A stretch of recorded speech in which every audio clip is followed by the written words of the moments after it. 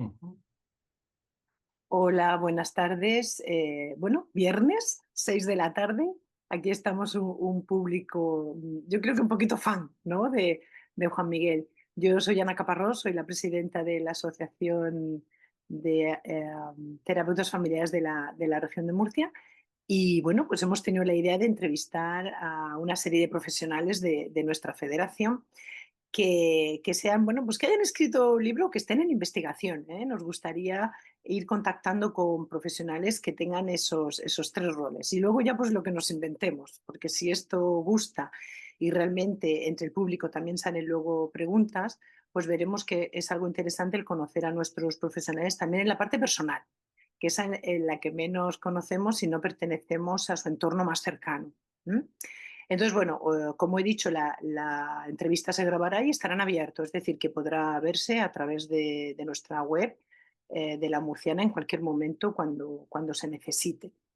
A Juan Miguel le hemos dicho bueno, que lo mismo, pues una hora con Juan Miguel para poder seguir esta tarde de viernes, pero él nos dice que está dispuesto a contestar hasta el final. O sea que si le seguimos haciendo preguntas, pues que él sigue contestando, que está por y para la asociación. Gracias a todos los asistentes, pues porque veo caras conocidas y caras no conocidas, y eso siempre nos da mucho gusto a la asociación, que intentamos generar propuestas para atraer al público, ¿no? de la federación y de fuera de ella. ¿Estás preparado, Juan Miguel? Sí, ¿Tienes tu vasito de agua cerca? no, pero se me ha olvidado, pero no te preocupes. Si me noto seco, doy una carrerita y voy por un vaso de agua, no pasa nada. Muy bien, pues voy a ponerte de vista del orador. Eso es, para empezar la entrevista. Bueno, en primer lugar, vamos a empezar como persona. Y tú me comentabas que como persona te podíamos llamar Juanmi. Que yo Exacto. normal, pues las primeras veces que yo te conocí me costaba memorizar Juan Miguel de Pablo Urbán, ¿no? Y parecía como que me aprendía el nombre y los apellidos, cosa que en otras personas me aprendía el nombre, y en tu caso esa fue mi experiencia, el aprenderme Juan Miguel de Pablo Urbán. Y bueno, pues mejor, más entre familia, el Juanmi. Juanmi, si miras hacia atrás, ¿qué momentos sientes que más te han moldeado como eres hoy? Como persona en general, Sí, ¿no? sí, Sí. sí. Bueno, a ver, primero agradecerte, Ana, y a la Asociación de Terapeutas Familiares de la región de Murcia, que me deis esta oportunidad de dar a conocer un poco también lo que hago y mi trabajo. Y además encantado siempre de participar en todo lo que se organice por parte de las asociaciones. Yo en la andaluza estoy desde el principio y con la federación, ¿no? Bueno, dicho esto, a ver, un poco para daros el dibujo de dónde vengo. Yo vengo de una familia muy humilde de Sevilla. ¿M? Como características particulares en mi caso, mi padre, yo no conocí físicamente a mi padre hasta los 5 años. ¿Por qué? Porque económicamente la cosa era muy complicada. Entonces mi padre primero estuvo embarcado en Canarias, en un barco, y posteriormente fue emigrante en Suiza, de forma que yo recuerdo perfectamente el primer día que yo vi físicamente a mi padre y yo ya tenía 5 años. Sí, pero yo habría visto a mi padre antes, pero no tenía fotos y tal, pero no un recuerdo directo. Soy hijo único. Con lo que eso suma un poco, y todos los que sois terapeutas familiares podéis hacer rápidamente un dibujo de genograma, ¿no? De más o menos cómo puede ser una configuración de este tipo, ¿no?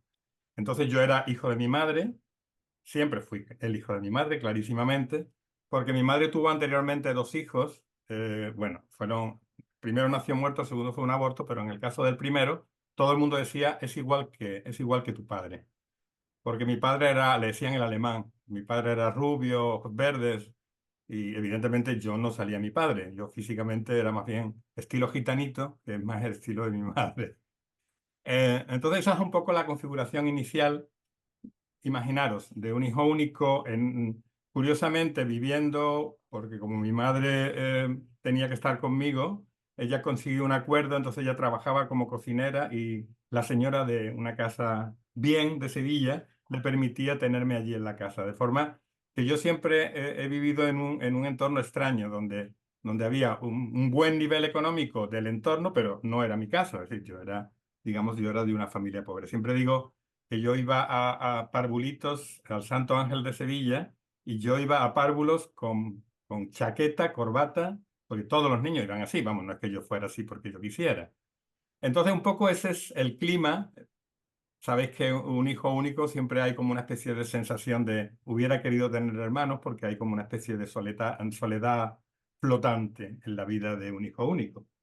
Eh, pero vamos, es algo que a mí me ha dado, me ha imprimido mucho una serie de cosas. De hecho, mi libro, el del ciclo de Andros, tiene mucho que ver porque la historia de la paternidad para mí es un tema importante. De hecho, esto que os he relatado de la imagen de recordar o ver a mi padre por primera vez con 5 años y de haber sido de alguna forma el hijo de mi madre, me lleva, digamos, a la necesidad, digamos, de tener cierta conciliación con la imagen del padre. Y eso me ha llevado a estudiar más a fondo el tema de la paternidad. Y de hecho, en ese libro yo tengo un capítulo que se llama Notas autobiográficas a propósito del tema, donde hablo un poco de estas imágenes. De ahí, mi padre era un hombre con una capacidad de fantasía increíble, era una persona que contaba historias con facilidad, que es algo que sí me regaló. Eh, Mi madre, sin embargo, era la que recordaba que era importante estudiar y de hecho es quien me enseñó a leer y a escribir antes de ir a la escuela.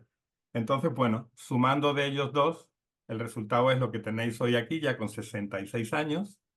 Eh, entonces, esta es una parte importante porque yo creo que a mí siempre me gustó, no sé si, me imagino que lo conocéis, por ejemplo, en el libro de Framo, de Familia de Origen del Sí, Terapeuta el terapeuta. y Psicoterapia, hay un capítulo donde él cuenta toda su historia de migrante italiano en Estados Unidos, que me parece de una ternura absoluta. Y creo que todos nosotros tenemos una historia con una ternura importante que nos dibuja un poco, ¿no?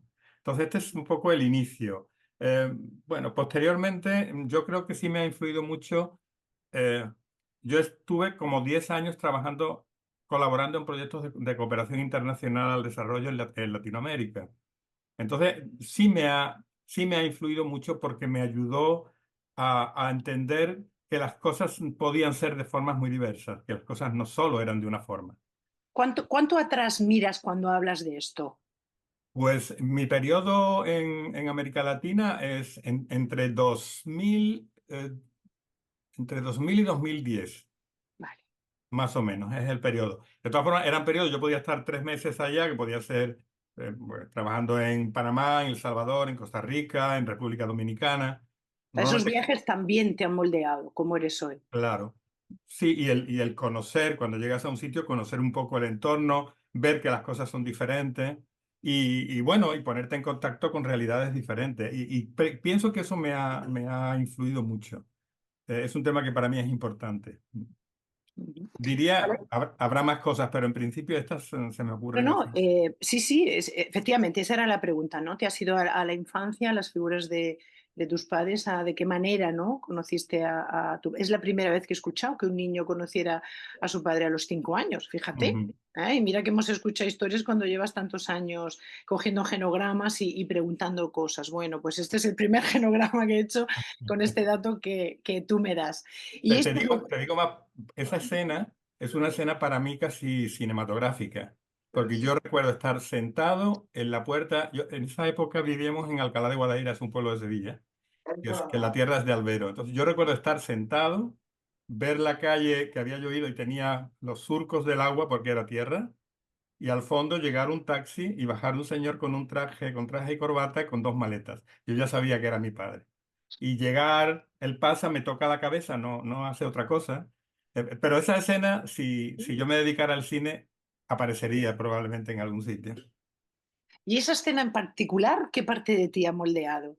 Por indagar un poquito más en esta pregunta y pasamos a la segunda. Bueno, yo creo que hay, de una parte, el hambre por la paternidad, Ujú. Eso es. por destacar la figura de la paternidad. Hay un anhelo ahí. Me gustan mucho los trabajos de Máximo Recalcati sobre el complejo de Telémaco. Me gusta mucho hablar de ese tema. Entonces, de una parte, el anhelo del padre. ¿m? Por eso cuando veo a Hans con su bebé ahora, pues me enternece porque para mí eso es importante. Y a la vez la pelea con el padre, porque yo mi relación con mi padre tampoco ha tenido que ser una relación fácil, ¿no? Entonces, y más siendo el hijo de mamá. Entonces el triángulo perverso está y lo que hay que ver es cómo nos liberamos de ese triángulo, ¿no? No sé si te Sí, ayuda. sí, sí, sí. Yo he indagado un poquito más porque me ha generado, bueno, pues esa sorpresa, esa grata, ¿no? Sorpresa, este dato nuevo que no conocía incluso en mi trayectoria profesional.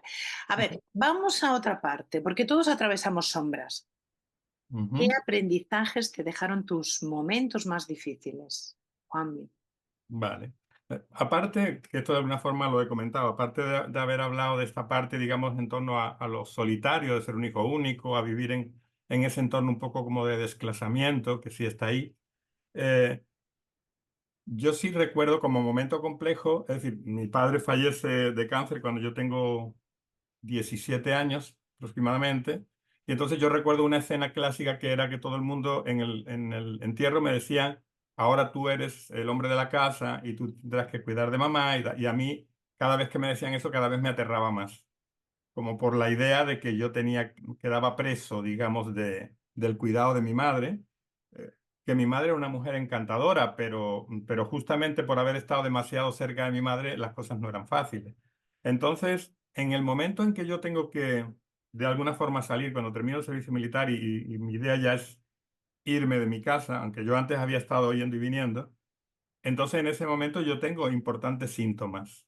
Cuando, digamos, el proceso de individuación se tiene que abrirse, pues empiezo con síntomas importantes, tengo ataques de pánico, es decir, paso por toda la amalgama posible de síntomas que yo pienso que no viene nada mal que los terapeutas hayamos pasado por algunos de estos síntomas, porque nos ayuda a entender a quién se sienta enfrente de nosotros. Entonces es un periodo complicado, es cuando voy a tener mi primera hija, es decir, es cuando voy a empezar a trabajar. Y sí recuerdo ese momento como un momento especialmente difícil desde el punto de vista de aparición sintomática, de emergencia sintomática en mí.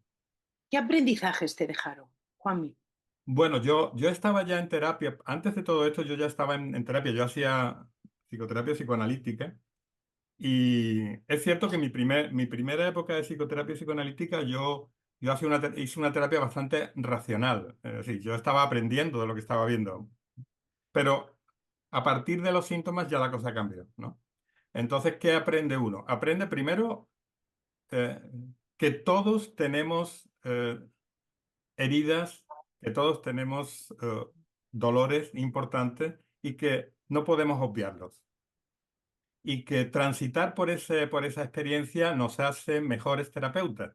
Yo cuando algunos de los alumnos o de las alumnas están con síntomas y están muy agobiados, yo les digo, pero todo esto es mochila para después, si lo trabajas. Es decir, el terapeuta, al terapeuta le conviene, y no es agradable, le conviene haber pasado por un periodo difícil. ¿M? Donde aparece toda nuestra fragilidad, nuestra vulnerabilidad. Dejamos de pensar que lo sabemos todo, que lo creemos todo. Se nos quitan las tonterías en cuanto a organizar la vida de los demás y empezamos más a respetar los procesos. Entonces, yo de toda esa parte, lo que aprendo, lo que aprendí, era primero a someterme al proceso de la vida, a no pretender yo estar por encima de todo. ¿M? ¿Me Eh, me dejas que te diga algo que me estás recordando? claro. Cuando al César, ¿no? Le decían, recuerda, ¿no? Sí. Esa también es persona. Pues me está sugiriendo esta parte, ¿no? Cómo los síntomas te enseñaron que eso, que eres hombre. Ujú. Y que, mira, ya que has dicho la palabra hombre, está bien, y que justamente por el tema de género, que ser hombre significa justamente aceptar eso. Ajá. Es decir, que la aceptación de la fragilidad, de lo vulnerable que está en nosotros, es la posibilidad de lo que llamamos masculinidad. Porque se habla mucho de la masculinidad entendiéndola desde la visión heteropatriarcal de que el hombre es duro, es competitivo, no se puede mostrar, digamos, tierno, no se puede mostrar amoroso, no. Entonces, eh, el- el- las heridas nos llevan a terapia, pero es excelente porque es el mejor momento para poder construir desde ahí. Entonces, yo no lo pasé bien, es decir, yo a nadie le deseo que lo pase mal, pero reconozco que tiene una utilidad. Y Entonces, cuando... podemos decir que aprendiste que no eres César, que no eres Dios. Evidentemente. Y hay una utilidad importante y es que mm, desde ahí tú vas a poder construir mejor la posibilidad de entender al otro.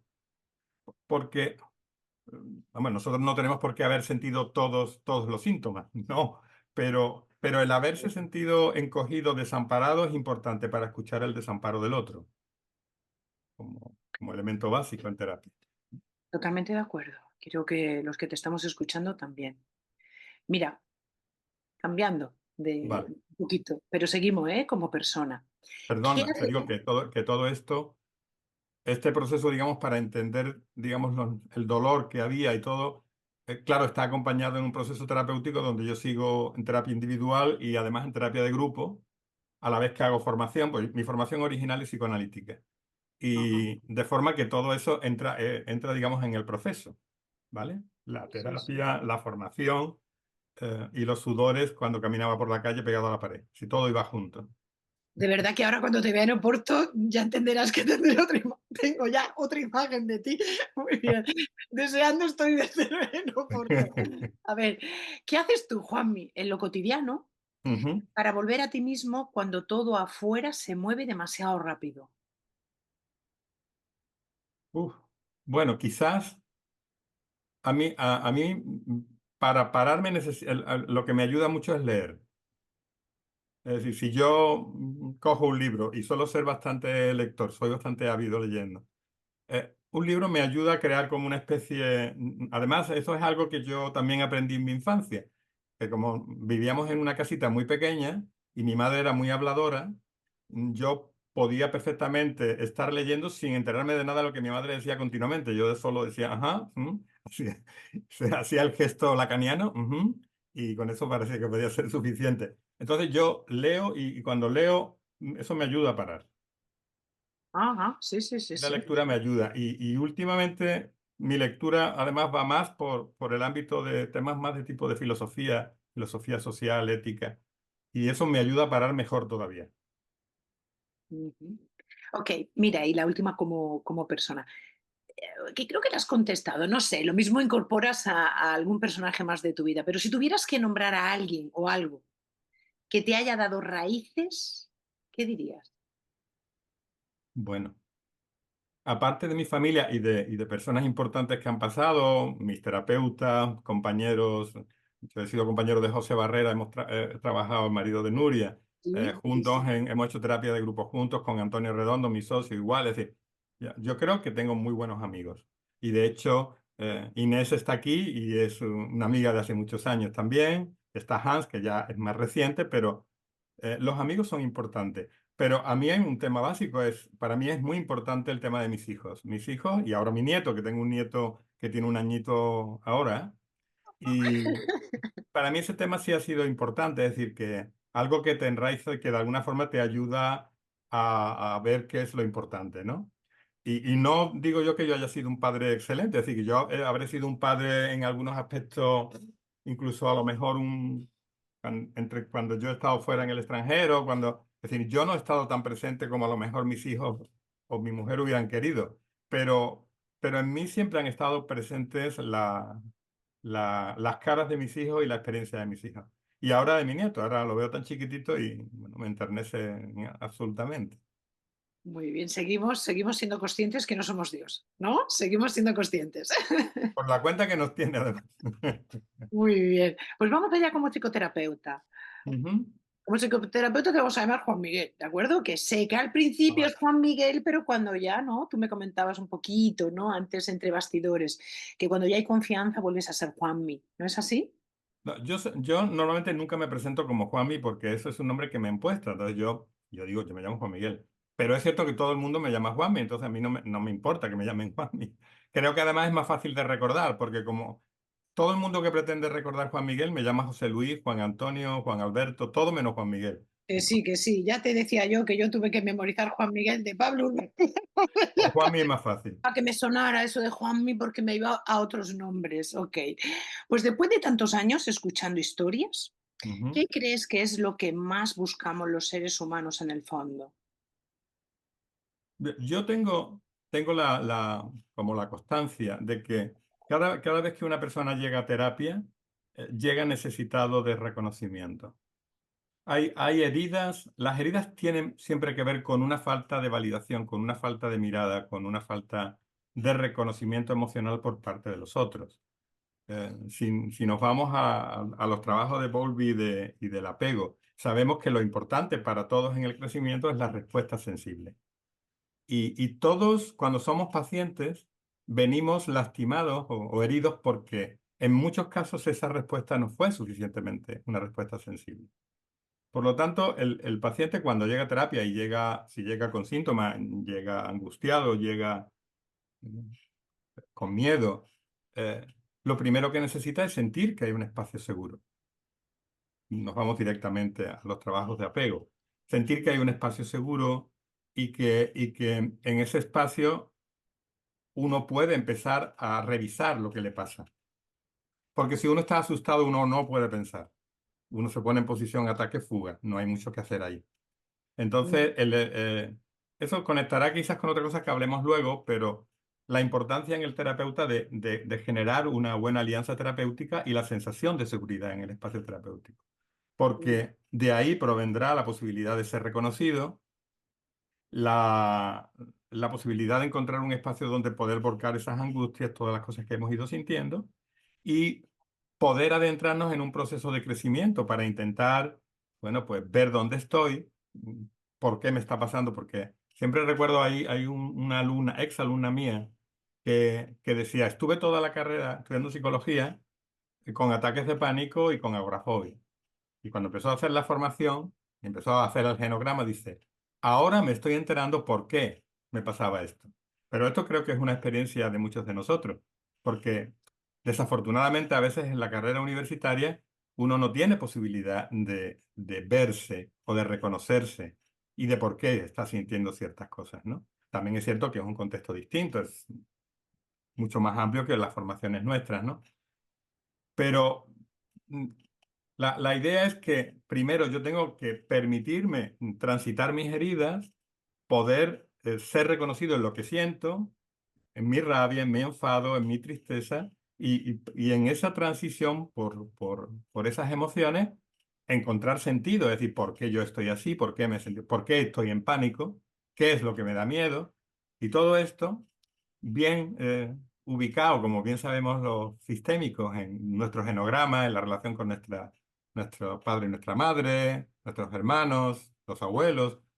Con todo esto, ir construyendo, digamos, un proceso de emancipación, porque la terapia es emancipación, básicamente. No sé Ujú. si con eso te respondo.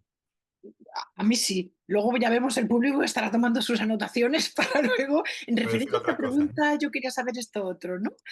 Vale, pues ¿hay algo que se repita desde tu punto de vista en muchas personas, aunque vengan disfrazado de formas distintas? Un Y poquito. los pacientes. Sí, estamos en eh, la parte tuya, ¿no? Como sí, psicoterapeuta, ¿no? ujú, sí. Se repite para ti? ¿Qué crees que se repite en muchas personas? Un poco, casi que has contestado ya, pero Sí, eso te iba a decir. Algo de lo que he comentado está la falta de reconocimiento o está la falta de validación. La experiencia de desamparo, para mí, creo que es una experiencia importante. El paciente suele tener una experiencia de desamparo.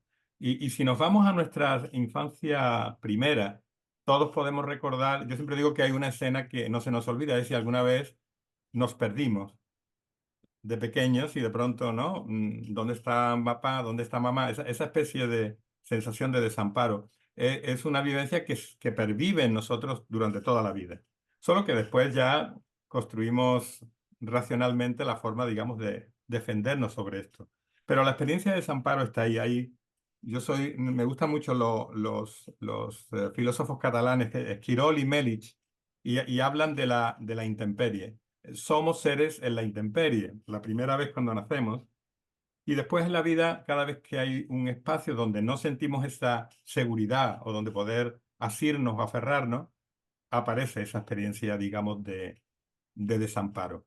Y el paciente cuando tiene síntomas llega con la experiencia de desamparo, oye, pues básicamente. no le habías contestado antes, ¿eh? Estás añadiendo más, Sí, más, bueno, pero pero suma sobre lo sí, que hablamos antes, ¿no? eso es, va ahí un sumativo. Venga, pues vamos allá. Acompañar a otros remueve. Sí, cómo cuidas tu propio equilibrio emocional? Que quizás también le has contestado, pero vamos a ver si añades algo. bueno, ¿Cómo cuidas? de hecho yo tengo algunos artículos sobre este tema. ¿Mm? Para mí el tema de las emociones del terapeuta me parece que es un tema crucial, es un tema importante.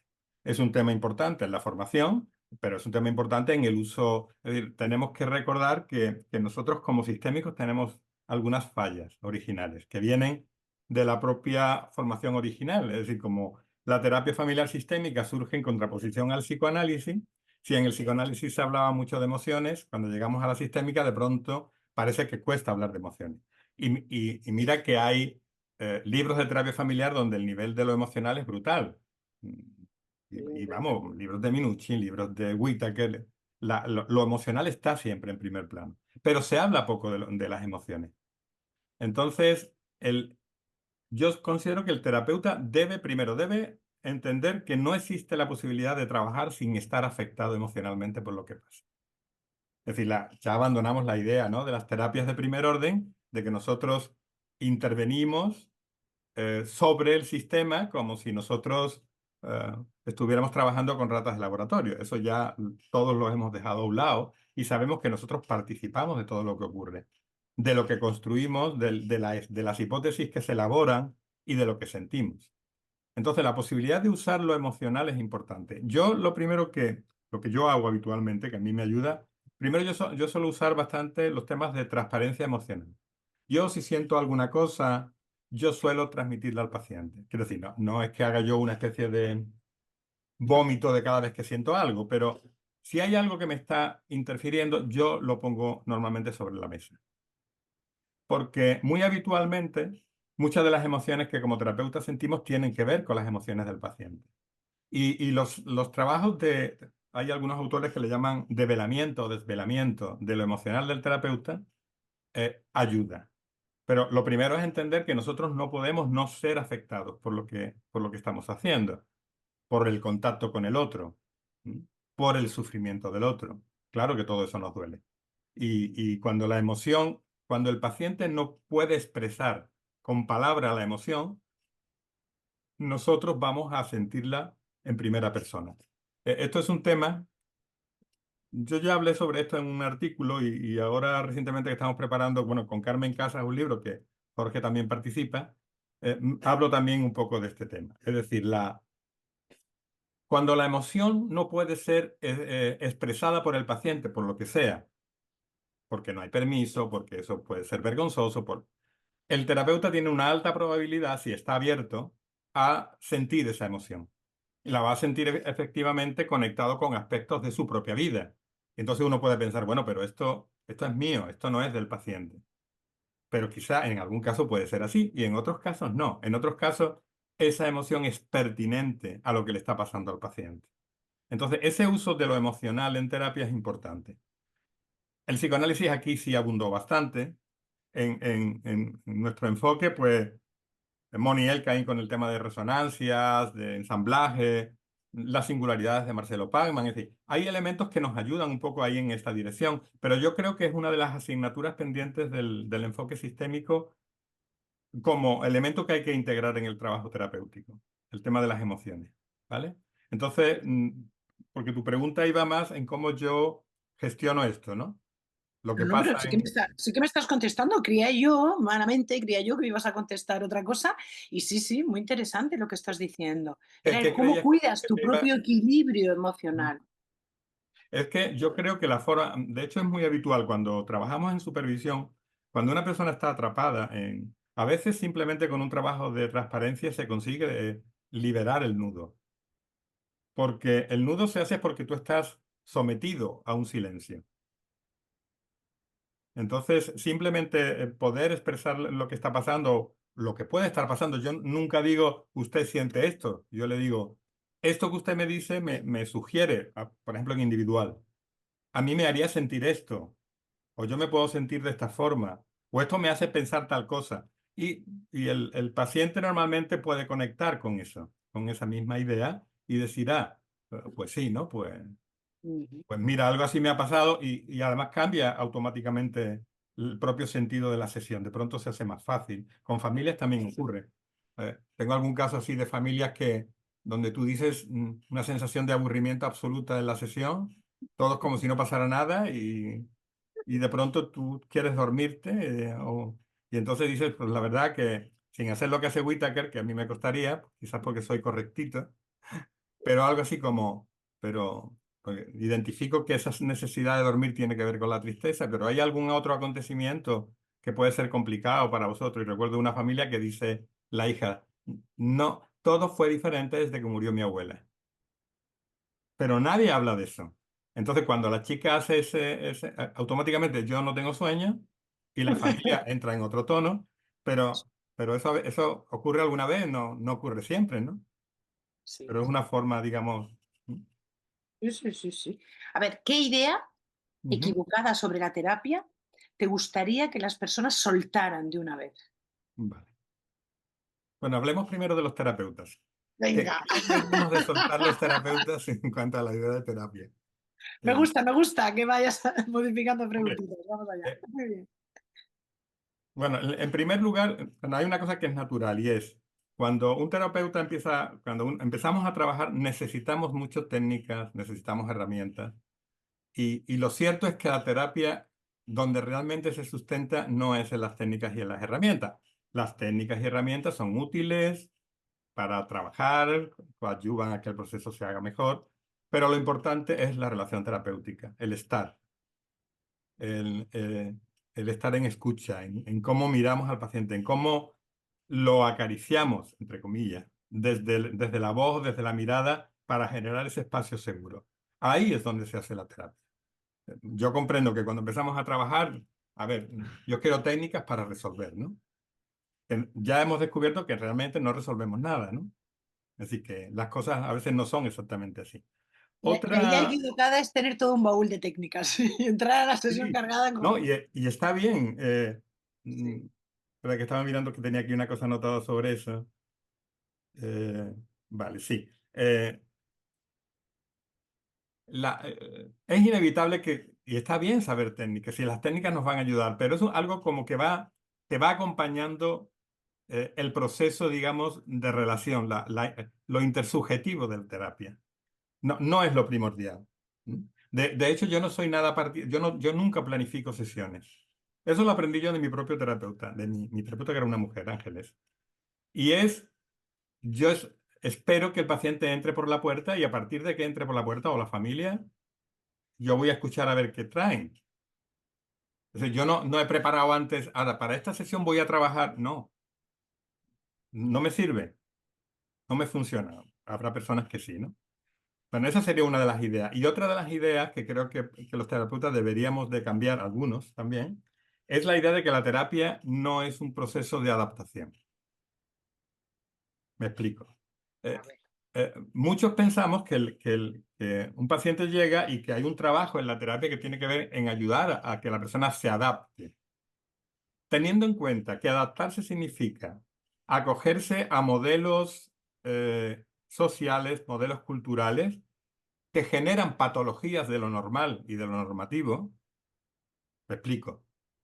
Cuando hablamos de que hay masculinidad tóxica, la masculinidad tóxica es una enfermedad, es una patología de la normalidad. Me explico. Es decir, el modelo social, vale, podemos decir que ahora ya no tanto, pero anteriormente dice que ser un hombre significa funcionar de una forma determinada. Nosotros como terapeutas, ¿qué hacemos? Adaptar a este hombre a ese sistema y si es una mujer, adaptarla a una posición de supresión femenina o de sumisión. Y me estoy quedando en género, pero lo podemos tocar en otros aspectos. Entonces, el trabajo de terapia es un trabajo, de alguna forma, que tiene un poco que romper la cáscara. Hay todo un trabajo que tiene que ver con, primero, la reflexión, que es el subtítulo del último libro mío. Primero, la reflexión para saber dónde estoy. Después, la desobediencia, porque si no hay desobediencia y no hay rebelión, no hay terapia. Y en tercer lugar, la transgresión. Yo tengo que romper una forma de funcionamiento. Nos llega un paciente siempre con un conflicto de lealtades entre lo que la familia espera de él, por ejemplo, y lo que el propio paciente quiere hacer. Y en ese conflicto de lealtades, la salud está en que el paciente pueda hacer ese camino, si es en familia, preferentemente que la familia le acompañe en ese proceso. Y ese proceso siempre implica decir no, desobedecer, hacer un uso de la agresividad instrumental, romper ciertas cosas y transgredir. Y si eso no ocurre, la terapia no funciona, porque hacemos una terapia racional. Es decir, yo sé, ya sé por qué me hago pipí, pero me lo sigo haciendo después de 15 años de terapia. Entonces, para que ocurra algo diferente, tú tienes que hacer algo diferente. Y el sentido de transgresión es porque si mis padres esperan que yo actúe de una forma determinada o que haga ciertas cosas y yo no quiero estar ahí, yo tengo que decir que no. Nosotros eso lo trabajamos con los pacientes. Pero esto no es solo con la familia. El propio medio social, los iguales, la propia cultura te dice cómo tienes que funcionar. A mí me encantan, hace poco tuve la suerte de escuchar una entrevista, no una entrevista, no, una conferencia que vino a Cádiz Lola López Mondéjar, que es murciana, por cierto. Sí, sí, sí. Y que tiene dos maravillosos ensayos, uno que se llama Invulnerables e Invertebrados y otro que se llama, ella es psicoanalista, y otro que se llama Sin Relato, y ella habla de que dentro de este movimiento social funcionamos de forma invertebrada y jugando a la invulnerabilidad. Lo digo por conectar con lo que hablamos antes de... entonces, bueno, esto sería un tema importante. Nuestro trabajo no consiste en ayudar a la gente a adaptarse. En todo caso, a poder tomar un camino propio que probablemente va a generar dificultades, porque no todo, sabemos que todo el mundo le va a pedir al que está en proceso de cambio que vuelva a lo de antes. No, tú tienes que ser el que eras antes. Y claro, y tú dices, es que si hago y soy el que era antes, enfermo Ujú. y tengo síntomas, estoy angustiado, entonces yo tengo que hacer cosas diferentes, ¿no? Y es importante que como terapeuta siempre integremos, yo esto insisto mucho, porque esto es muy freudiano, de que hay una agresividad instrumental, que es una agresividad sana, que tiene que ver con el uso de nuestra energía para superar obstáculos y para decir no, y para poner límites. Y esto es un eje básico en toda terapia. Cuando esto no pasa en terapia, tenemos un problema. Se me ocurre. Sí, sí, Si sí. pensamos en la gente de la calle, diría, no pienses si vas a terapia, lo digo por tu pregunta. Si vas a terapia, no pienses que la terapia te va a hacer invulnerable. Ya, te va a hacer Superwoman o Superman y Es ya entonces todo, y tú vas a flotar dos dedos, ¿no? Por encima del suelo. muy bien, muy bien. Estás contestando en ambos lados, ¿no? Las ideas que te gustaría que soltaran los terapeutas y las personas, ¿no? Que vienen Ujú. a terapia. Pues, Pues vamos a adentrarnos ya en la parte de escritor, ¿de acuerdo? vale. Ok. Entonces, cuando escribes, Mm. ¿quién hace primero? ¿La necesidad de ordenar tu mundo interior o la de compartirlo con los demás? Esto es recursivo, esto es un bucle, ¿no? Realmente, yo diría que el proceso, por lo menos como yo, a mí siempre me ha gustado escribir, es decir, yo he escribido, he escribido, me ha salido muy fino, muy fino. Yo he escrito, he escrito siempre, cuando era joven escribía relatos, después he escrito artículos técnicos de otro tipo, cuando yo estaba en cooperación, he elaborado materiales para cooperación, pero la cosa más o menos en el ámbito nuestro es, cuando yo me dedico a la formación, nosotros, mi socio Antonio Redondo y yo, fundamos Cooperación, el instituto nuestro de Cádiz, va a ser el año que viene 30 años, ¿vale?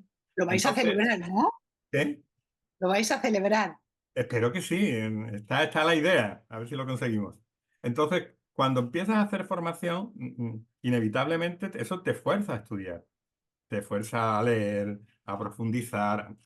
Entonces, poco a poco, porque cuando estamos de alumnos, yo he pasado por todo el proceso. Tú recibes mucha información y tienes un poquito de aquí, tienes un poquito de allí, pero un poquito como desperdigado, aunque estudies, ¿no? Pero cuando tú haces el esfuerzo por trabajar el material para poder, digamos, darlo, es cuando empiezas a construir la idea. El siguiente paso, una vez que ya te vas sintiendo cómodo en todo eso, es la necesidad de alguna forma o de ampliar, o de contarte, o de explicarte. Pongo un ejemplo. El primer libro que yo saco, porque artículos yo había sacado ya artículos de los temas que me interesaban, pero en esa ocasión el artículo me empieza a salir muy largo y mi mujer me dice, pues haz un libro. Y yo digo, yo no había pensado en la idea de hacer un libro. Digo, bueno, podía estar en mi inconsciente la idea de hacer un libro, pero no era el planteamiento. Y entonces aparece ese primer libro era un libro que se llama Psicoterapia Individual desde una perspectiva sistémica integradora. ¿Por qué sale ese libro? ¿O por qué en mí surge ese libro? Porque tenemos en formación a mucha gente. Nosotros en nuestro centro vemos a familias habitualmente. Solo vemos familia porque justamente como hacemos formación sistémica, pues tenemos estipulado el trabajar solo con familia. Pero la mayoría de la realidad de los pacientes perdón, de los alumnos que se forman, es que después en su trabajo, bien porque tienen una consulta privada, porque es lo que le reclaman los pacientes, bien porque el contexto en el que trabajan no pueden ver familias. Muchos de ellos trabajan a nivel individual. Entonces, el problema es que tú has escuchado hablar de triangulaciones, de patrones relacionales, de roles en la familia, y bueno, ¿y eso cómo lo trabajas cuando trabajas a nivel individual?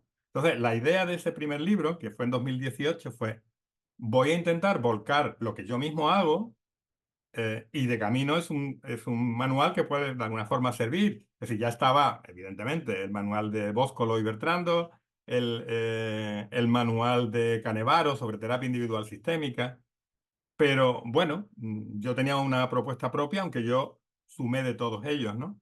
Y saqué ese libro. Entonces ahí partía de una necesidad concreta. Y era, yo quiero intentar dar un instrumento que ayude al que se forma en sistémica para trabajar a nivel individual. Y bueno, pues quedó bien y de hecho es un libro que se mueve mucho, es decir, que mm, normalmente siempre cuando me llegan las listas de venta, normalmente es el que más se sigue vendiendo, sigue después de tanto tiempo, ¿no? En el segundo libro es igual, era un libro sobre pareja, es fascinación y desilusión, terapia sistémica de pareja, y es igual, intenté recoger todo lo que había sobre terapia de pareja e intentar dar una visión más o menos homogénea desde mi punto de vista, intentando integrar, en ambos casos yo integro muchos temas de psicoanálisis, eh, a veces temas de Gestalt, de lo que sea, ¿no? Pero yo me defino como terapeuta sistémico. Estoy ahí, pero yo todo lo que pueda unir lo uno. Entonces, como ves, esto origina que tú empieces, digamos, a escribir. Es cierto que cuando escribes, eso tiene un movimiento, esto es un poco como una droga, llegan otros temas y te apetece y entonces empiezas a escribir otra cosa y etcétera, etcétera. Se hace como, por eso digo, es un bucle y ya no sabes parar.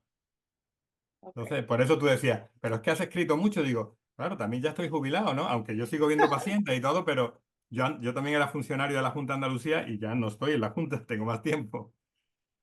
Pero no sé si con eso es Está claro que has suficiente. escrito más que otros, desde luego, los que todavía Sí, no hemos empezado a escribir algo y de pronto alguien nos dice, pues haz un libro con todo lo que estás escribiendo. Me ha gustado mucho pero esa... reconozco que es algo que a mí es que me divierte, es que yo me lo paso bien, ¿no? Y después a veces salen libros raros, por ejemplo, uno de Pues los que, que tú has... espera, que me estás contestando casi que a la segunda. Mira, mira, mira. Vale, vale, me callo. ¿Qué parte de ti siempre termina escapándose en tus textos? Aunque no lo planees. Una Sí. parte de ti divertida, ¿no? Dices, me divierto. ¿Qué Mm, parte de ti siempre No, termina? no es tanto la parte que me divierte. Hans, que me lee y me aconseja, y yo se lo agradezco, sabe que siempre hay un tema, y es que yo, en parte por inseguridad cuando empiezo a escribir, y en parte porque me produce muchísimo pudor hablar de algo que alguien habló y no mencionarlo. No sé, pongo un ejemplo. Yo leo a Hellinger y dice cosas interesantísimas, pero tú dices, pero, señor Bert, usted esto lo ha leído en algún sitio, ¿verdad? Lo ha tenido que leer en alguna parte porque no hay una generación espontánea de todas esas ideas en uno, ¿no? Entonces a mí eso como me daba mucho pudor, yo utilizo muchas citas.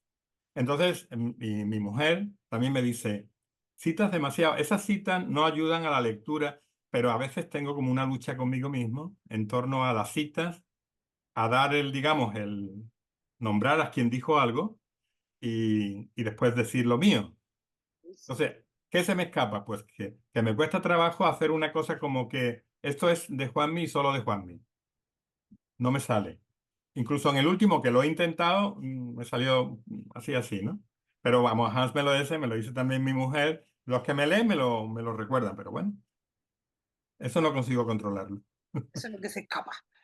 Ok. Sí, ¿De qué manera ves que tu faceta de terapeuta y de escritor se alimentan la una a la otra? bueno, eso es inevitable. ¿Y de qué manera? Sí, a ver, cuando tú empiezas a hablar de algo, tú empiezas a ordenar también tu propio pensamiento. Cuando tú ordenas tu pensamiento, tú tienes una propuesta diferente. Inevitablemente la vas a llevar a la sesión, la vas a llevar a la terapia. Y evidentemente, lo que ocurre en la terapia te va a revertir en que tú después lo vuelvas a escribir, ¿no? Entonces, ahí es muy difícil decir que hay una línea que separa absolutamente las dos cosas. Es que yo no podría escribir lo que escribo si no fuera terapeuta y probablemente no podría hacer ciertas cosas que hago en terapia o en formación si no hubiera escrito, ¿vale? Entonces, La circularidad, sí, tanto en la vida. Ok, pues si alguien cerrara tu libro con una única sensación, ¿cuál te haría sentir que valió la pena escribirlo? vale. Puedo pensar primero que, qué me hace a mí sentir que un libro valió la pena como Venga, lector. vale. Eh, yo necesito, cuando hay, hay libros que cuando yo los cierro tengo algún movimiento, es inconsciente, que es como si yo acariciara el libro, es decir, es eh, como que me ha dado algo, ¿no? Que me ha nutrido de alguna forma. Me gustaría que eso le ocurriera a alguien que lee mis libros. No sé si lo consigo o no, pero en mi caso sí. Es decir, yo cuando leo un libro que me toca, me interesa, inevitablemente hago ese movimiento, digamos, es como un agradecimiento al libro y al autor que ha escrito, a la autora que ha escrito eso, ¿no? Si eso ocurriera, para mí es precioso, ¿no? No sé si a otras personas les pasa igual, ¿no? Ujú. Sería entonces la sensación agradecimiento. Sí, Sí. sí, sí, estaría bien esa expresión, sí. Sería de alguna forma, sí, es agradecimiento. Es cierto que el agradecimiento del lector es egoísta, es decir, yo suelo agradecer cuando leo algo que es lo que yo pienso. No sé si me explico. A ver, Sí, yo tengo una idea sobre algo y voy a un libro y me la encuentro ahí y entonces me siento muy agradecido de que esta persona piense algo que yo también estoy pensando. De vez en cuando puedo agradecer que alguien me haga dar un salto, un pequeño salto. sí, sí. Pero si empiezo a leer algo que está muy lejos de mí, ya directamente no me interesa. Y no tengo problema en dejar un libro en el segundo capítulo, ninguno. Ok. Si me gusta, no, pero hasta el Pues fondo. vamos a la última pregunta de esta entrevista y luego abrimos micrófonos. ¿Vale? ¿Qué o cuáles son los temas por los que te has interesado y por qué? Que Vale, creo que sí, también has contestado, pero háblanos ya más de tus libros. vale. Aparte de los dos primeros, estos que tienen que ver con terapia individual y con terapia de pareja, que más o menos he explicado cómo surgen, a partir del ciclo de Andro la cosa es diferente, porque digamos que entra un poco más en un funcionamiento no tanto de un libro técnico, que serían los dos primeros, sino como más en el ámbito de lo que se llama ensayo. Es decir, en un poco ejercer un proceso de pensamiento, de reflexión sobre algo. Puede ser sobre temas de masculinidad y paternidad. En el siguiente de Rastros y Huellas, yo intenté hacer lo mismo en el tema de feminidad y maternidad, sobre parejas, sobre entonces, y ya en el último, en el que he publicado este año, que es este, tiene como 4 meses, que es el de eh, ética del reconocimiento emocional en psicoterapia. Es una forma de intentar unir cosas que yo siento que son importantes en terapia y que no estamos de alguna forma incorporando en los procesos de formación. Un tema importante en eso tiene que ver con la filosofía social. Mi formación psicoanalítica fue en psicoanálisis humanista, freudiano. Por lo tanto, vamos, yo no había hecho una formación ortodoxa que me hiciera, digamos, como muy difícil paso a la sistémica. No, mi formación era freudiana, Erich Fromm, de alguna forma podía ser perfectamente un antecesor de la terapia de familia, aunque él no viera familias, ¿no? Pero sí el tema de lo social está muy presente. Entonces, la filosofía social eh, básicamente lo que se ha llamado la teoría social crítica. Ahí está Fromm, ahí está filósofos como Marcuse, como Junger Habermas, como mucha gente que lo que habla es de cómo lo social y lo cultural afecta, influye en el individuo. Entonces, este es un tema que nosotros no solemos incluir en la formación. Tuvimos la valentía de salir de lo intrapsíquico y entrar en lo relacional, en lo intersubjetivo, metemos a la familia y nos quedamos en la familia. Entonces, ¿y cómo? Porque la familia es una instancia de mediación entre lo social y lo individual. Por lo tanto, ¿cómo actúa? El medio social, el medio cultural, las ideologías, tanto económicas, raciales, de género, en lo que nosotros construimos. Porque parte de los problemas que tenemos de esta lucha, de estos conflictos de lealtades, tiene que ver con que el modelo nos pide una lealtad. La familia la asume y te dice, hijo mío, tú tienes que ser así. Mejor estudia económicas o derecho, no vayas a hacer arte, porque en una sociedad ultraliberal es esto lo que se tiene que llevar, ¿no? Y hay una presión. No hablemos ya de si quieres salir del armario o no. Quiero decir que estamos hablando de todas las situaciones donde hay una presión. Entonces, considero que en nuestras formaciones hay un déficit en torno al tema de la filosofía social. Es decir, poder un poco ver y pensar cómo lo social y lo cultural influye en la familia y en el sujeto. Que de alguna forma esto está en mi último libro especialmente volcado y explicado. Este es uno de los temas. Y otro de los temas importantes tiene que ver con el tema de la ética. Esto toca con la filosofía. Eh, Evidentemente, los terapeutas no tenemos que actuar de una forma moral, en el sentido de que moral se entienda como esto es bueno, esto es malo, y entonces yo le digo al paciente esto es bueno y esto es malo. No. Pero sí tiene que haber una posición ética en el profesional. La posición ética lo que hace es que observa la moral, que observa lo que se dice que es bueno o malo en un contexto y decide si es correcto eso. Es decir, ¿es humano, ayuda a esta persona en su crecimiento esta norma? Esto es bueno, esto es malo.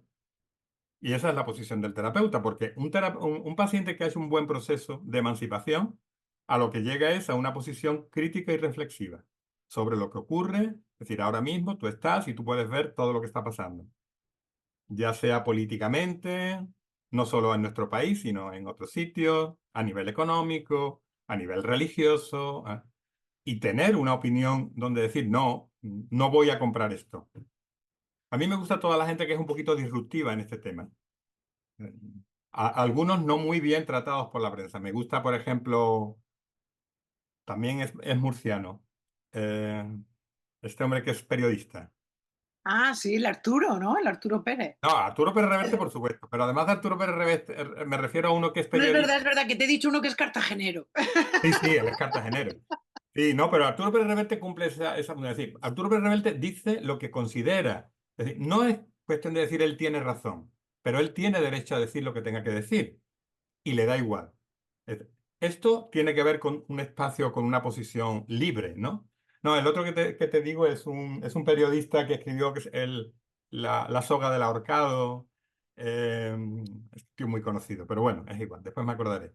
El caso es llegar a una posición donde tú analizas críticamente el entorno y evitas quedarte sometido a esa presión social.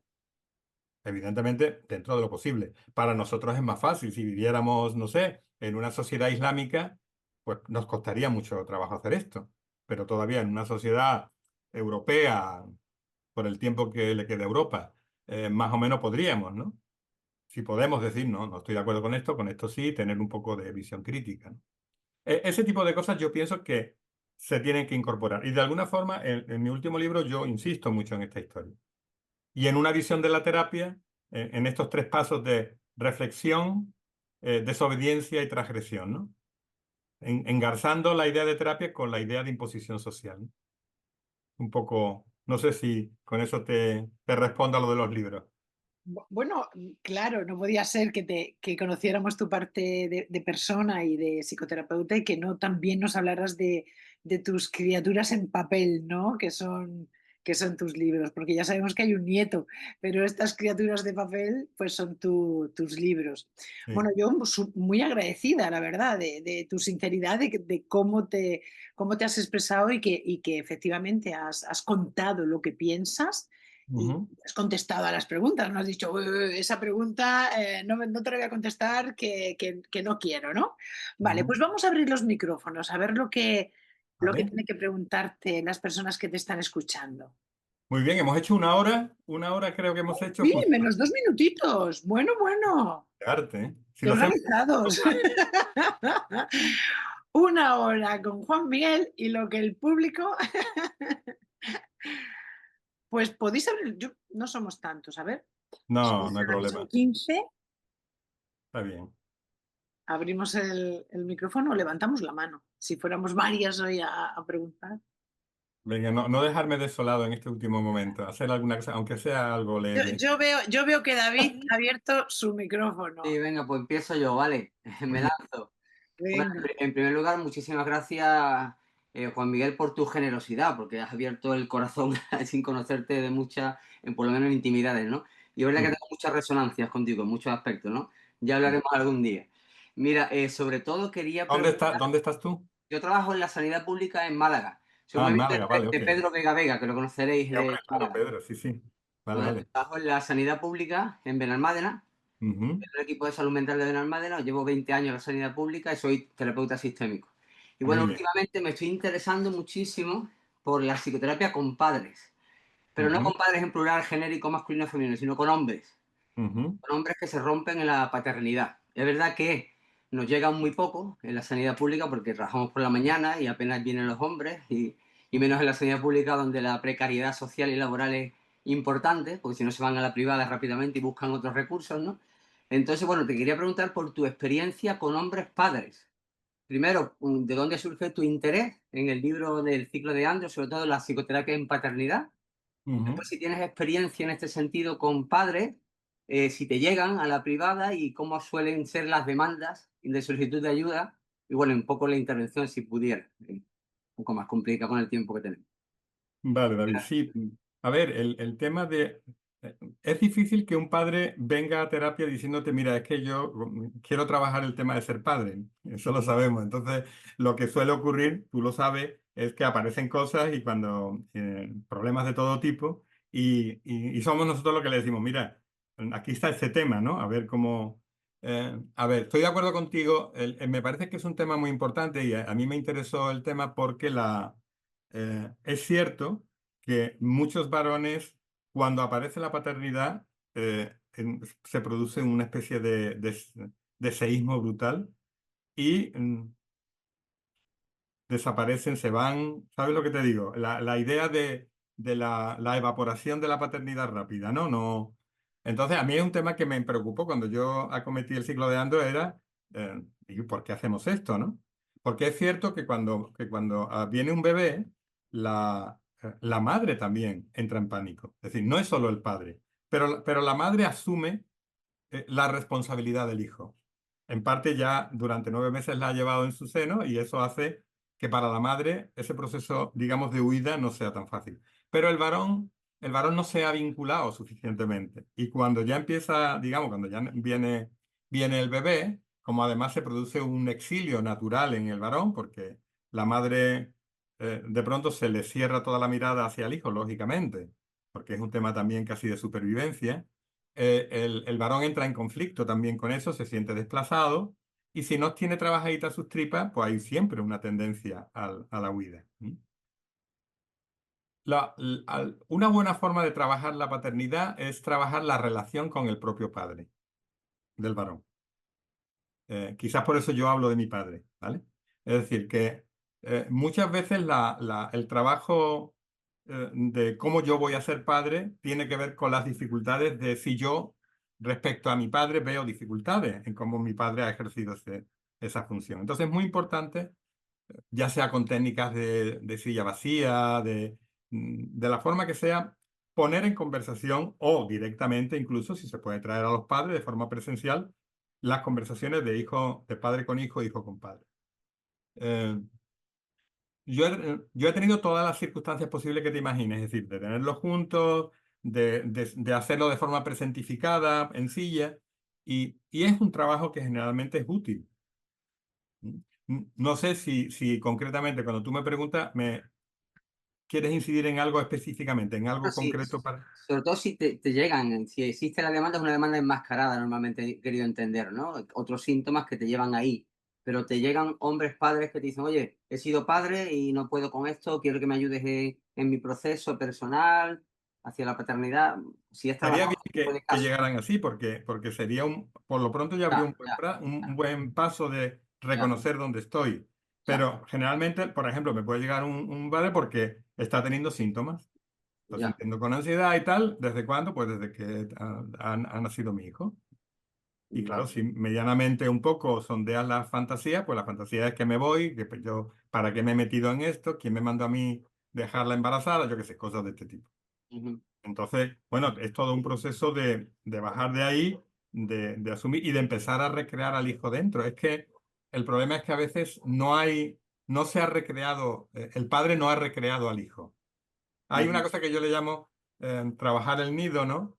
Y que es eh, que intentar personificar al hijo de alguna forma en el imaginario del padre. Cómo es, por ejemplo, cómo le vas a llamar, para mí ese tema es importante, cómo vas a hacer algo, has preparado, antes el padre hacía, históricamente, ¿no? Eso, hacía la cuna, ¿no? Bueno, ahora no hace falta, se va al IKEA. Bueno, has ido al IKEA a comprar la cuna de tu hijo. Es decir, cómo el padre también prepara el espacio que necesita, ¿m? Para que llegue el hijo. Porque el primer movimiento es un movimiento de rechazo ante esa situación. Entonces, la única forma es decir, cuando tú tienes una situación, por ejemplo, de rechazo con tu hijo, hay una forma en que evitas el rechazo y es abrazándolo. Es decir, cuando y es igual que con tu padre, tú puedes tener un conflicto con tu padre, pero si tu padre te abraza y tú lo abrazas, de pronto eso se deshace. Entonces, metafóricamente, el poder acercarse es importante y hay que recrear ese espacio, ese nido, también en el padre, ¿no? Y después, por último, y dejo paso al resto que no quiero ocupar mucho. No sé si compartes conmigo que la sistémica está como muy huérfana de una mirada perinatal. Quiero decir, ¿qué Mm. le pasa al padre cuando hay un deseo de paternidad, cuando hay un embarazo durante los 9 meses de embarazo, en un parto, en un posparto? ¿Cómo entendemos el puerperio? ¿Cómo entendemos los 3 primeros años de vida del bebé? ¿Cómo acompañamos en ese proceso? ¿Cómo nos vinculamos de manera temprana en ese proceso? Es decir, creo que yo he estudiado sistémica y me muevo ahí y difícilmente he entrado en eso. He tenido que hacer una formación en paralelo en Madrid, Instituto Europeo de Salud Mental Perinatal, digo Neolza y tal, que contribuye vamos, formo parte del equipo docente ahí en un tema de paternidad, precisamente. Y por eso me Mm. interesa mucho el tema y creo que ahondar en lo perinatal y acercarnos los hombres a lo perinatal nos ayudaría muchísimo a cambiar, a cambiarnos y a poner cuerpo y piel de por medio, que nos falta mucho. ¿Mm? Estoy de acuerdo contigo, pero no solo los hombres, también las mujeres. El, Sí, sí, el sí, pero trabajo de lo especialmente digo, perinatal. te digo el eh, hombre por la cuestión de género, ¿no? sí, Que nos sí, sí, atraviesa a todos. ¿No? sí, pero ya te digo, cuando yo empecé, como trabajé más sobre el tema del varón, yo ese tema lo veía, pero cuando empecé a trabajar a profundizar en el tema de la mujer y de la maternidad, ocurre igual, es decir, a veces, yo tengo muchos pacientes y muchas pacientes embarazadas, recién paridas, es decir, que es una cosa como muy común en mi consulta, Y una muchísima. cuestión Entonces, transgeneracional ahí también, que sí que... claro. Y es un trabajo que me gusta mucho. El trabajo de acompañar el proceso del embarazo me parece muy bonito, porque como, por ejemplo, una presión social dice, tú por el hecho, mujer, por ejemplo, mujer, por el hecho de estar embarazada, tú tienes que estar feliz. ¿Cómo que estar feliz?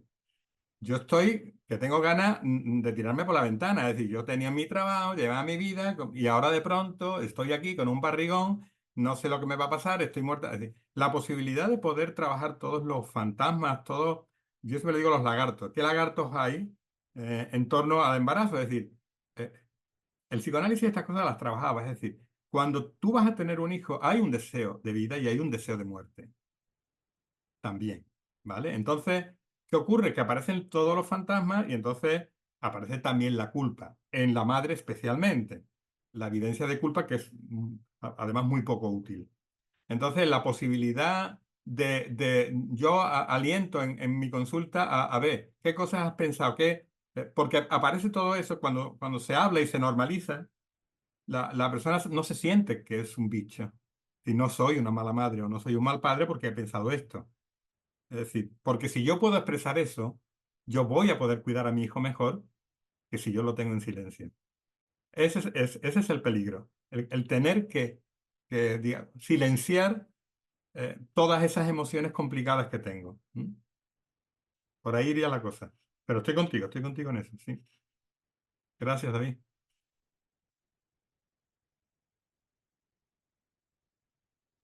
Hans, ¿te Que- atreves? ¿Tú que estás recién parido? Perdona por pincharte. Ahí va. Hola. Hola. Sí, lo estoy escuchando y estoy pensando en mí. Me ha tocado todo eso y sí lo veo claramente como lo estáis. Yo es que como me he leído tus libros, a David le recomendaría, si no lo ha leído, que se meta con los siguientes, donde viene bastante bien explicado. Y también tu manera de plantear un poco la terapia, ¿no? De cómo es la demanda del varón, de cómo es la demanda a lo mejor de la mujer y viene bastante explicadito y te hace, luego también tienes una especie de cuadro resumen un poquito que, bueno, que da un poquito de norte en cómo mirar esto. Yo ha habido varias cosas que se me han ido ocurriendo.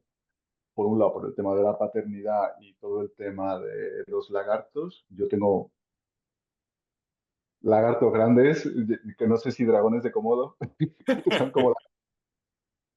Y, y todo eso está ahí. Y me parece que es bueno, como tú decías, poder decirlo, poder tener un espacio y poder tener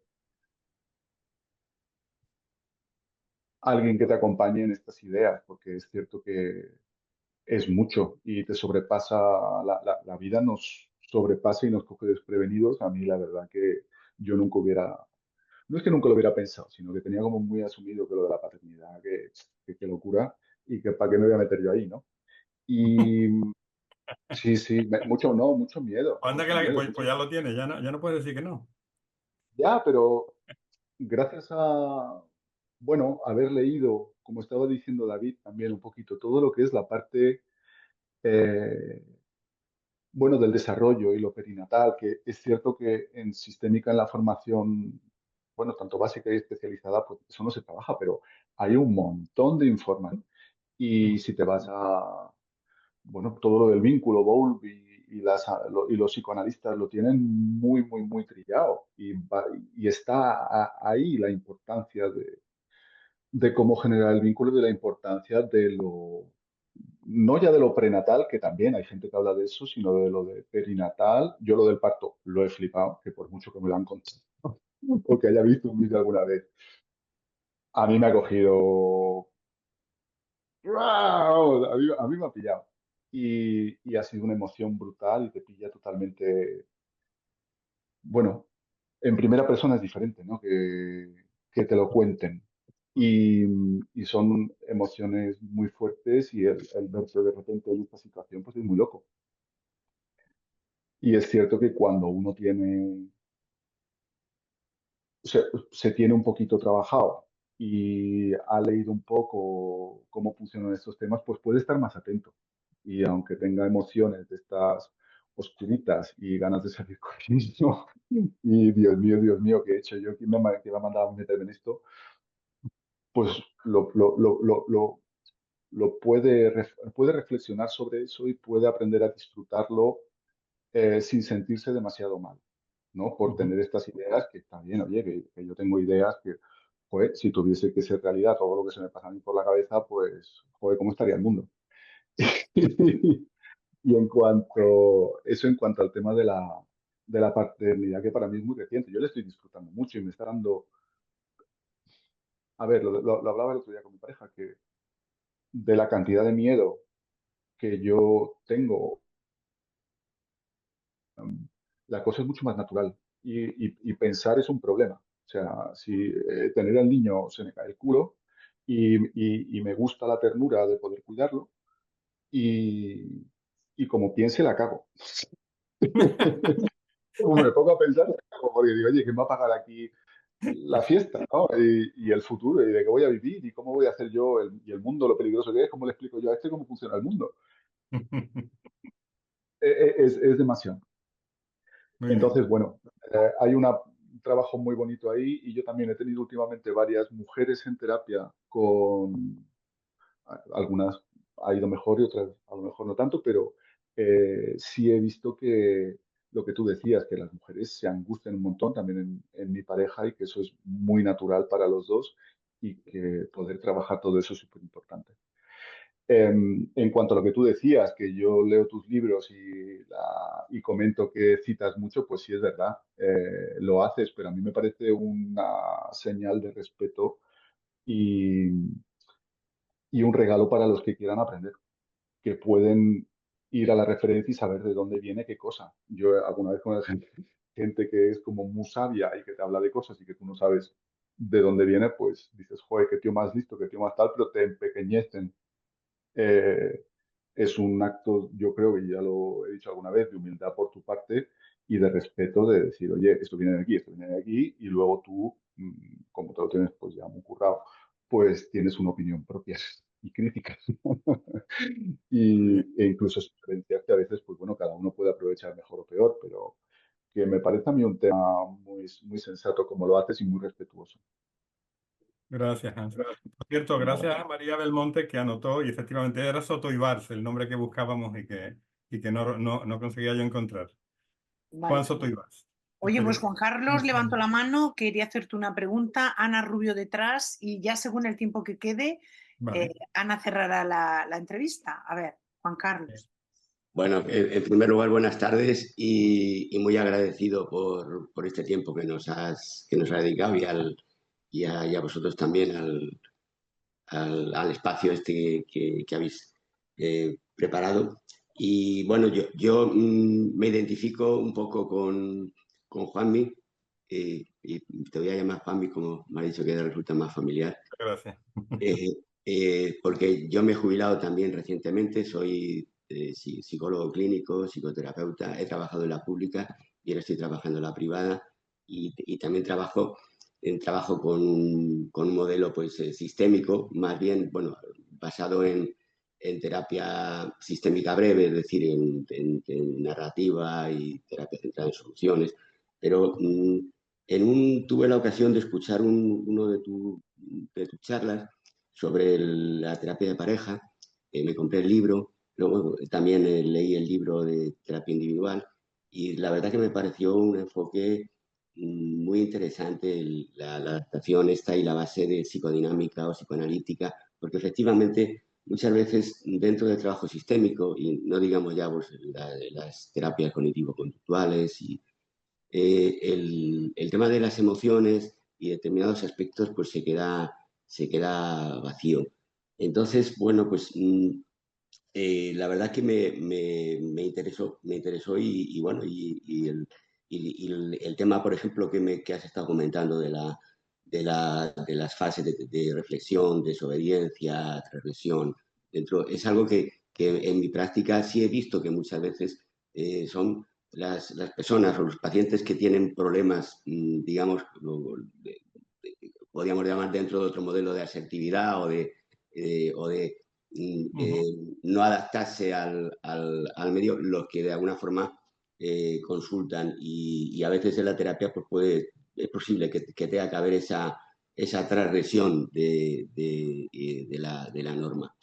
Y lo que sí me gustaría es, dentro de tu sistema, de tu contexto, ¿cómo podría seguir de alguna forma formándome, aparte de los libros?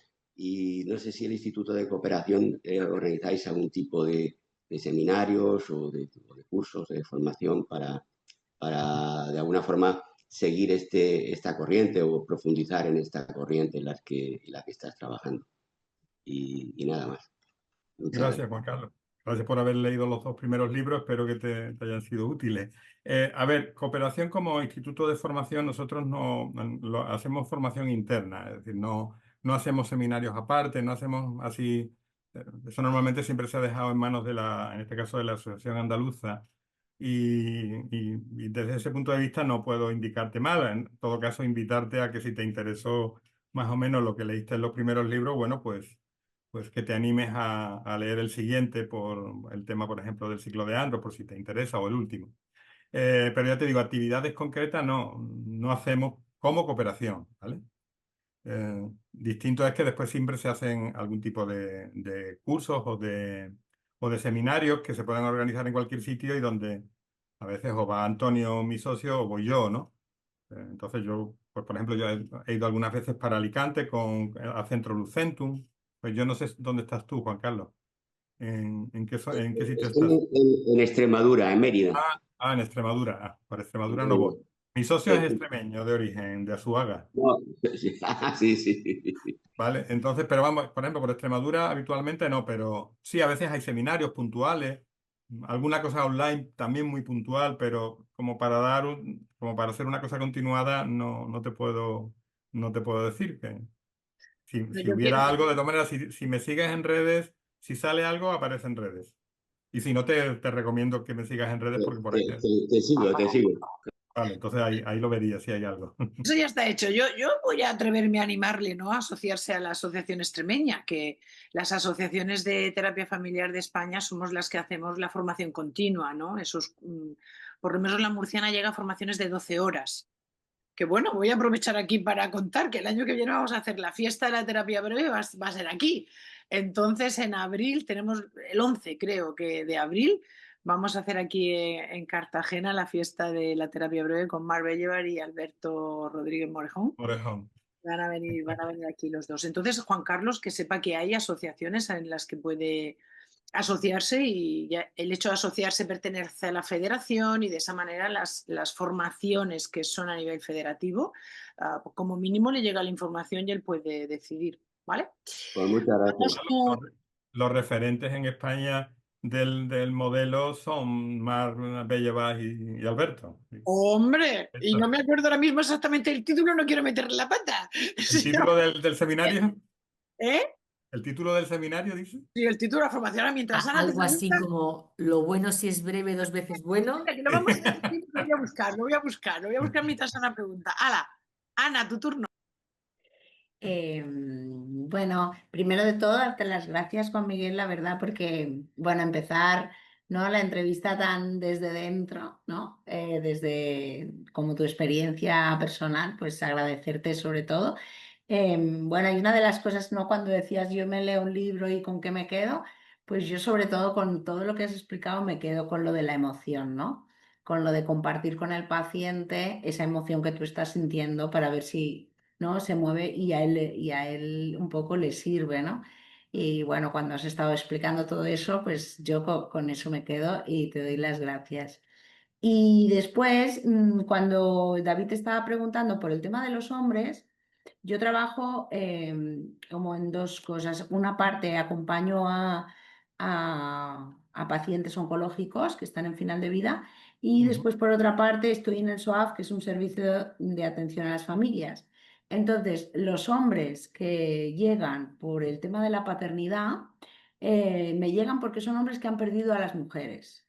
¿No? Entonces, por una parte son mujeres que, bueno, hago terapia a la familia entera, entonces la mujer muere, entonces cuando la mujer ya tiene ese miedo antes de morir, pero el hombre todavía no, pero cuando muere la mujer, el hombre se dispara todos los miedos a la paternidad y entonces durante un tiempo, ¿no? Acompaño en el duelo y en ese proceso de paternidad. Y en ujú, el SOAF, cuando me llegan padres, que es lo del SOAF, es la atención a las familias del ayuntamiento. Cuando me llegan padres es porque la madre, por diferentes motivos, ha perdido la custodia y la custodia la tiene el padre o ujú. han sido procesos de separación muy duros y el padre ha quedado con los niños. Entonces es cuando vienen los padres, ¿no? Entonces, bueno, me ha hecho que pensar David, ¿no? Cuando he hecho la pregunta y yo pensaba, ¿cuándo me llegan padres? Pues cuando no hay madre, ¿no? Entonces, bueno, ahí también para poder reflexionar, ¿no? Que a lo mejor podían llegar un pelín antes, pero llegan a mí, personalmente, me llegan en ese momento, cuando la madre fallece, cuando la madre no está. Muy bien, gracias, Ana. Pues sí, una buena aportación. Ujú. Venga, podría entrar una pregunta a Juan Miguel de Pablo. ¿Hay alguna pregunta? Es que te hemos hecho muchas preguntas. No hay problema. Inés, ¿no te atreves? Inés, tira de algún hilo que no sabemos, porque es que es verdad que a Juan Miguel lo acabamos de... Yo al menos le acabo de conocer en las 3 áreas que yo le conocía, pero nunca había hablado con él como he hablado hoy. Entonces, tú que le conoces, ¿hay algo que puedas preguntar? Inés ha sido una de quien ha presentado, me ayudó a presentar el libro este año, el nuevo libro en Cádiz. Venga, pues Por eso le he tirado la caña, sí. Ella es una de las que... haz alguna sugerencia así de eso de comercial. Pero quítate que no se te oye. Si tienes que quitar el audio. lo tienes ahí tachadito. Bueno, mientras os digo que el título es Lo breve y bueno, 2 veces bueno. Eso es, claro. Bueno, pues como ha dicho Juanmi, buenas tardes a todos, muchas gracias también. Yo estoy poco ducha en este tipo de encuentros, pero pudimos disfrutar, llevo 30 años, como dice Juanmi, este año va a ser los 30 años de estar juntos en cooperación. Para mí siempre es un regalo cada vez que vamos todos los lunes a escuchar a Juanmi, a escucharnos, a escuchar a los alumnos. Siempre, siempre estamos aprendiendo algo. Pero esta última trayectoria que lleva Juanmi de esta filosofía social me parece tan importante para lo que en este momento está ocurriendo a nuestro alrededor en el mundo, que os invito a todos a que podáis entrar en ese momento que no es tanto de terapia, bueno, o sí, ¿no? Pero como esta manera global de entender lo que nosotros podemos estar haciendo como terapeutas hacia la familia, hacia el individuo y ese compromiso social que siempre reconocemos en Juanmi. Bueno, Fidel, estupendo. Me has hecho publicidad estupenda, vamos. No estoy ducha. Pues cuando esté ducha, organizará ella espacios de... Ella se ducha todos los días, no hay ningún problema.